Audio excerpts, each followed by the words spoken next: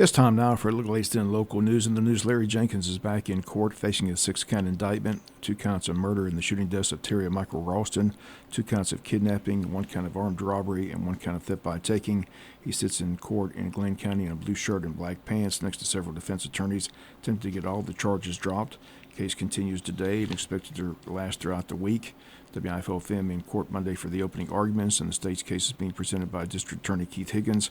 And for the state and prosecution, this is the same story since 1993, which occurred on January 8th around 7 p.m. as Terry and Michael Ralston, her 15-year-old son, left their home in Terry's 1991 white Chevy Lumina van to close their family-owned laundromat in downtown Jesup. They were to clean up and collect the quarters from the machines.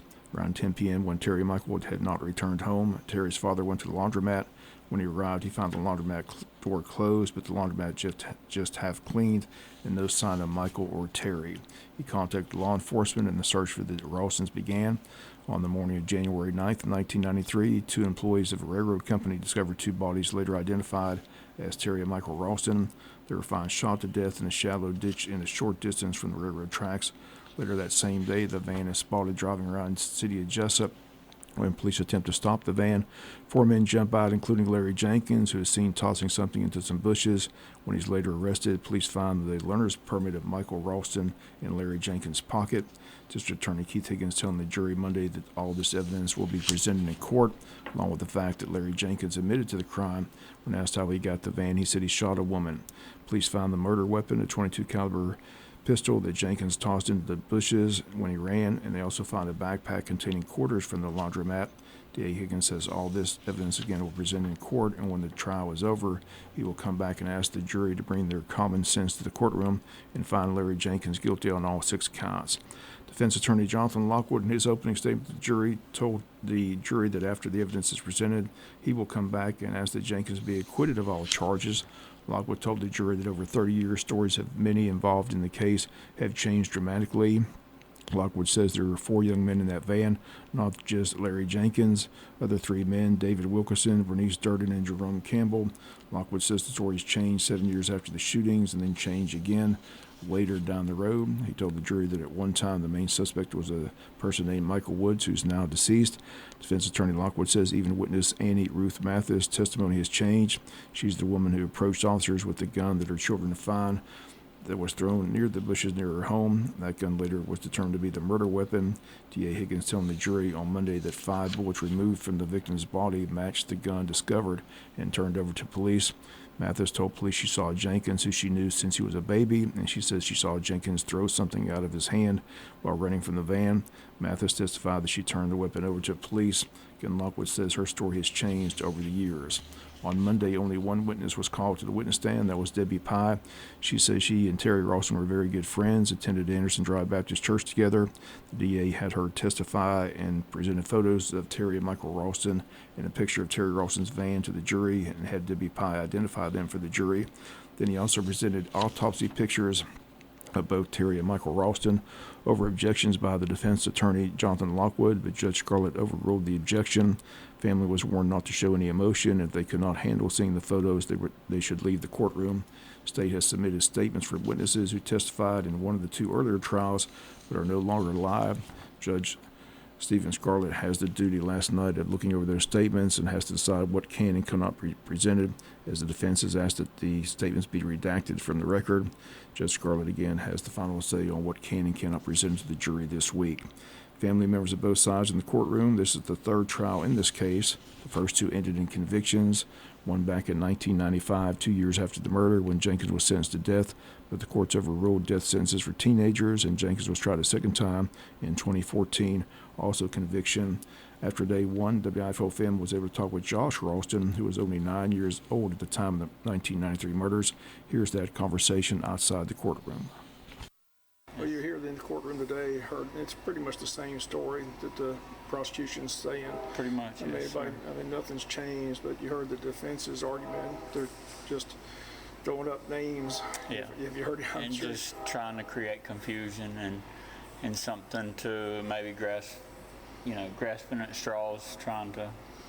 Right, just throwing names. It'll be interesting how it goes throughout the week, but how frustrating is this for you and your family to go through Oh, this a third time? It's very frustrating. It's like ripping a scab off, you know, and every time you begin to heal, you get all of it thrown right back up in your face, you know, and then to see those photos, it was very hard to say the least. And what's crazy is they come in and tell the family not to get emotional when they show the family Exactly. your victims, your Right. loved ones sitting there in an autopsy photo. I mean, it's hard not to get emotional. Even the people in the audience are getting emotional. Yeah, absolutely.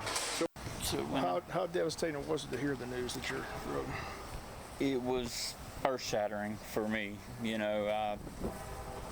I can remember the emotion that everybody in my family was going through, and though I didn't quite understand it myself, it was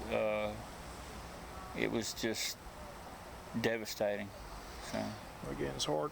I just can't imagine going through this a third time. But again, just I know people in Wayne County, their thoughts and prayers are with you and your family, and we wish you nothing but the best of luck. And hopefully they'll get another conviction here this week. okay, I appreciate it.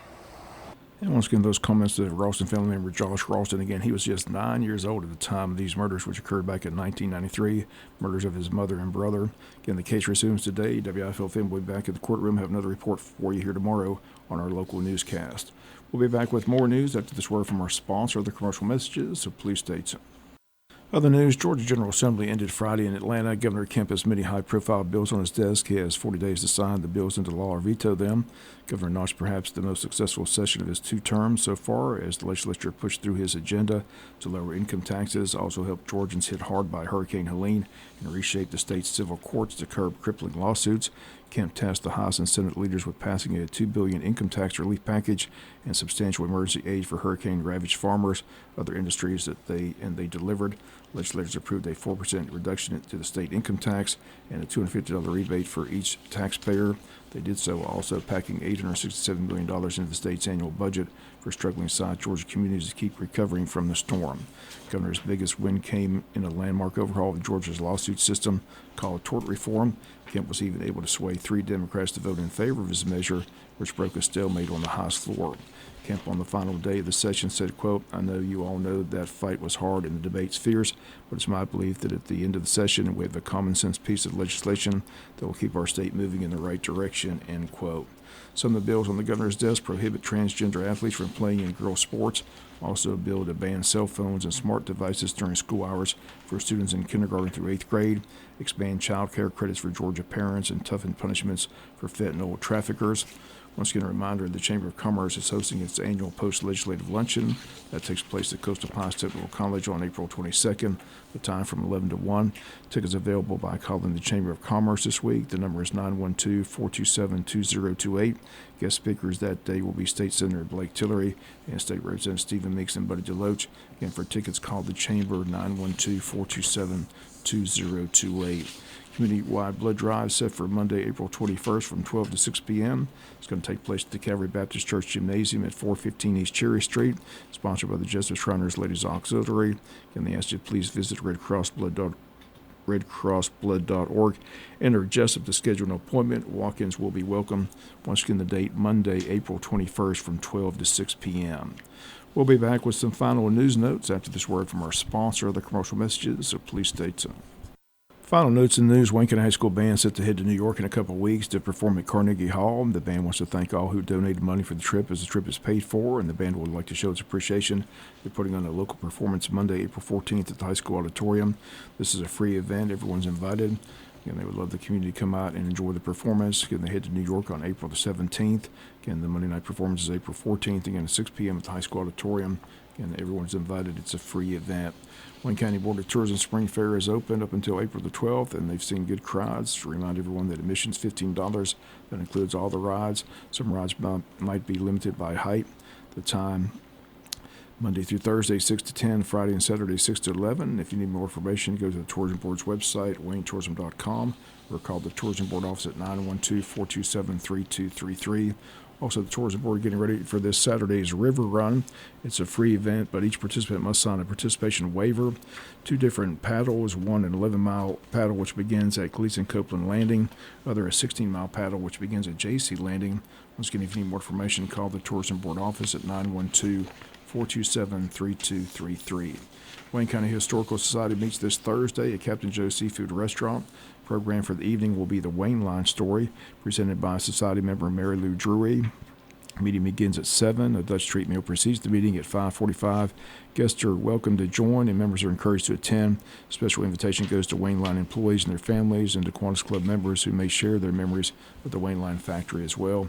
Again, all that taking place Thursday evening at Captain Joe's Seafood Restaurant.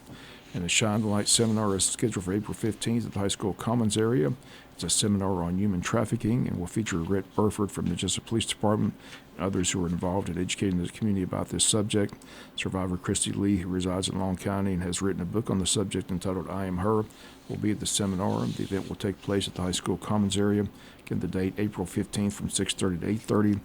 Again, everyone is invited to attend. This is a free event, and they invite the community to attend to learn more about the warning signs and statistics, hear from survivors and their stories, get information on local resources to help educate the community about this trafficking issues in this area. That's going to do it for latest in local news. Sports comes your way in a few minutes. Bob Morganson, have a great day.